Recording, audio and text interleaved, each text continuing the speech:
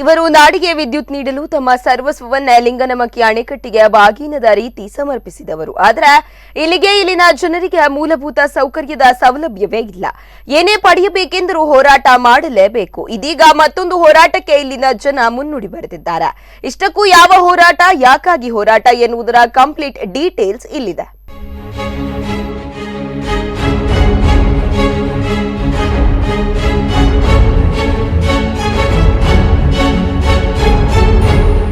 ಮಲೆನಾಡು ಪ್ರಕೃತಿ ಸೌಂದರ್ಯದ ಬೀಡು. ಆದರೆ ಇಲ್ಲಿನ ಜನ ಹಲವಾರು ಮೂಲಭೂತ ಸೌಕರ್ಯಗಳಿಂದ ವಂಚಿತರಾಗಿದ್ದಾರೆ.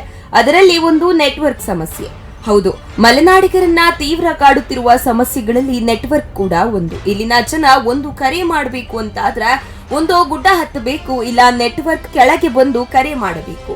ಅದಕ್ಕಾಗಿಯೇ ಮಲೆನಾಡಿನ ಜನತೆ ನೋ ನೆಟ್ವರ್ಕ್ ನೋ ವೋಟಿಂಗ್ ಅಭಿಯಾನ ಆರಂಭಿಸಿದ್ದಾರೆ.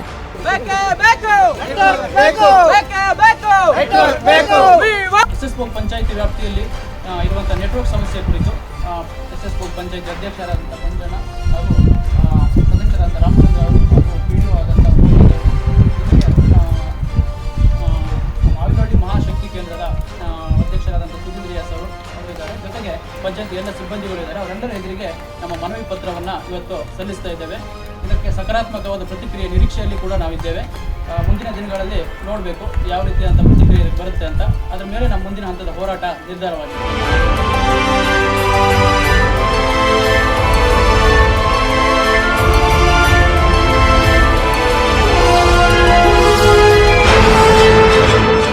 ಮಲೆನಾಡಿನ ಯಾವ ಭಾಗದಲ್ಲೂ ಕೂಡ ಸಮರ್ಪಕವಾಗಿ ನೆಟ್ವರ್ಕ್ ಸಿಗುವುದಿಲ್ಲ.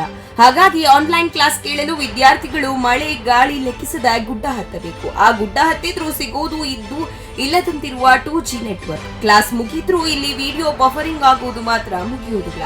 ಇನ್ನು ನೆಟ್ವರ್ಕ್ಗಾಗಿ ಕೀಪ್ಯಾಡ್ ಸೆಟ್ ಅನ್ನ ಮಲೆನಾಡಿಗರು ಇಡೋ ಜಾಗ ನೋಡಿದ್ರೆ ನಿಮಗೆ ಬೇಜಾರು ಮತ್ತು ಆಶ್ಚರ್ಯವಾಗಬಹುದು.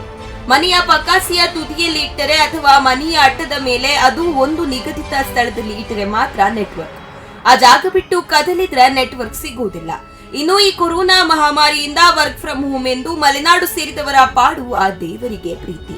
ಗುಡ್ಡದ ಮೇಲೆ ಟೆಂಟ್ ಹಾಕಿ ಕೆಲಸ ನಿರ್ವಹಿಸುತ್ತಿದ್ದಾರೆ. ನೈಟ್ ಶಿಫ್ಟ್ ನಲ್ಲಿ ಕೆಲಸ ಮಾಡೋರು ಕೂಡ ಕಗ್ಗತ್ತಲಲ್ಲಿ ಅದೇ ಗುಡ್ಡದ ಮೇಲೆ ಕೂತು ಕೆಲಸ ಮಾಡಬೇಕು. ಇನ್ನು ಕರೆಂಟ್ ಹೋಯ್ತು ಅಂದ್ರೆ ನೆಟ್ವರ್ಕ್ ಕೂಡ ಹೋಗುತ್ತೆ. ಕರೆಂಟ್ ಬಂದ ಅರ್ಧ ಗಂಟೆ ನಂತರವೇ ನೆಟ್ವರ್ಕ್ ಬರುವುದು. ಇದರಿಂದ ಐಟಿ ಉದ್ಯೋಗಿಗಳು ಕೂಡ ನರಕ ಯಾತನೆ ಅನುಭವಿಸುತ್ತಿದ್ದಾರೆ.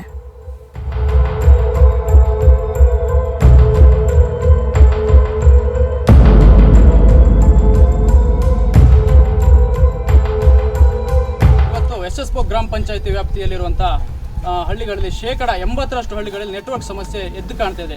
ಜೊತೆಗೆ ಇವತ್ತು ಆನ್ಲೈನ್ ಶಿಕ್ಷಣ ಆಗಲಿ ಮಕ್ಕಳಿಗೆ ಸಿಗ್ತಾ ಇಲ್ಲ. ಕಾರಣ ಇವತ್ತು ನೆಟ್ವರ್ಕ್ ಸಮಸ್ಯೆ ಇದೆ. ಆದ್ದರಿಂದ ಮಕ್ಕಳು ಸರ್ಕಾರದಿಂದ ಟ್ಯಾಬ್ ವಿತರಣೆ ಆಗಿರ್ಬೋದು, ಸಂಘ ಸಂಸ್ಥೆಗಳಿರುವ ಟ್ಯಾಬ್ ವಿತರಣೆ ಆಗಿದೆ. ಆದರೆ ಸರಿಯಾದ ರೀತಿಯಲ್ಲಿ ಅದರ ಬಳಕೆ ಆಗ್ತಾ ಇಲ್ಲ. ಕಾರಣ ಏನಂದರೆ ನೆಟ್ವರ್ಕ್ ಇಲ್ಲ. ಹಾಗೆ ನಗರ ಪ್ರದೇಶದಲ್ಲಿ ಕೆಲಸ ಮಾಡ್ತಿದ್ದಂಥ ಕೆಲಸಗಾರರು ಹಳ್ಳಿಗೆ ವಾಪಸ್ಸಾಗಿದ್ದಾರೆ ಕೊರೋನಾ ಕಾರಣದಿಂದ. ಅವರಿಗೆ ಸಹ ಇಲ್ಲಿ ವರ್ಕ್ ಫ್ರಮ್ ಹೋಮ್ ಇರೋದ್ರಿಂದ ಯಾರೂ ಸಹ ಕೆಲಸವನ್ನು ಸರಿಯಾಗಿ ಮಾಡಲಿಕ್ಕೆ ಆಗ್ತಾ ಇಲ್ಲ. ಜೊತೆಗೆ ಯಾವುದೇ ಅನಾರೋಗ್ಯ, ತುರ್ತು ಪರಿಸ್ಥಿತಿ ಅಥವಾ ಅಪಘಾತಗಳು ಸಂಭವಿಸಿದಾಗ ಈ ಭಾಗದಿಂದ ಒಂದು ಫೋನ್ ಕರೆ ಮಾಡಲಿಕ್ಕೆ ಸಹ ತುಂಬ ಸಮಸ್ಯೆ.